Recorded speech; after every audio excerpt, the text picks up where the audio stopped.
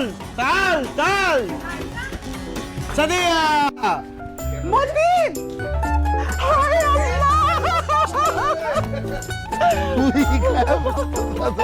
কেমন আছিস?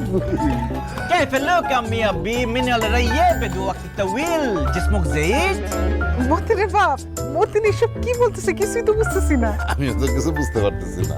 অমতি তুই এগুলি কি কইতেছিস বা? انا عارف كلام العربية আরে আমি আরবিতে কেন কথা বলতেছি, আমি তো ভুলেই গেছিলাম।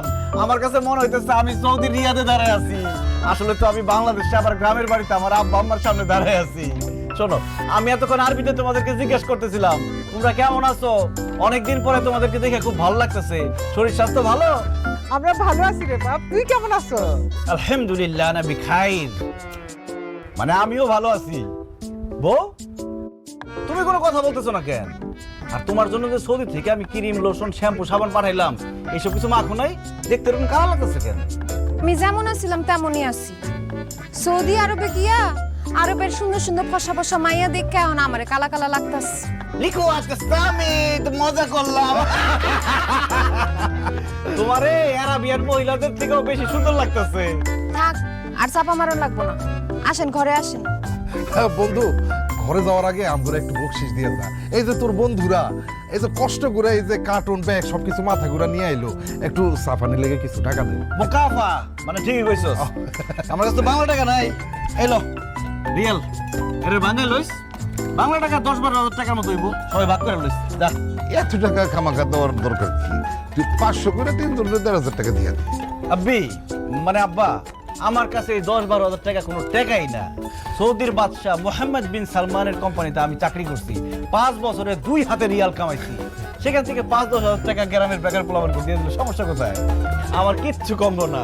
সাদিক, আরে কি কষ্ট কর, তুই কি আমার নাম ভুলে গেছিস? আমার নাম সাদিক না, কামাল। আমার নাম তো আমাল।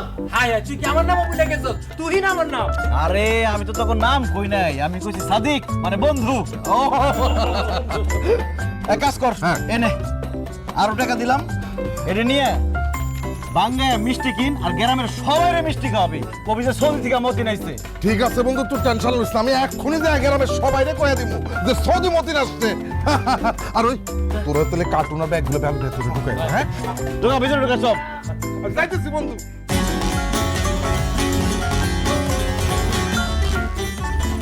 কি ব্যাপার আব্বি আম্মি সাদিয়া পারুল, তোমরা এরকম পুরান জামা কাপড় পরে দাঁড়িয়ে রয়েছো কেন? ভাইজান তুমি এগুলো কি কইতাছো? বাড়িতে পুরান জামা কাপড় পরো না তো কি করমু? যতদিন আমি বাড়িতে আছি ততদিন তোরা পুরান জামা কাপড় গায়ে দিতে পারবি না। আরে আমি সৌদির বাদশাহ মোহাম্মদ বিন সালমানের কোম্পানিতে চাকরি করছি, আমার আশেপাশে সবাই সবসময় নতুন জামা কাপড় পরে থাকতো। এখন তোমরা সবাই যদি আমার আশেপাশে পুরান জামা কাপড় পরে থাকো, তোমাদের তো বোন আব্বা আম্মা বউ মনে হইব না, মনে হইব খাদিম খাদ্দামা। খাদিম খাদ্দামা এটার মানে কি ভাইজান? আরে কাজের লোক ওই বাড়ির কাজ টাজ করে, বুঝবি না। আব্বা তুমি এখনো দাঁড়ায় আছো কেন?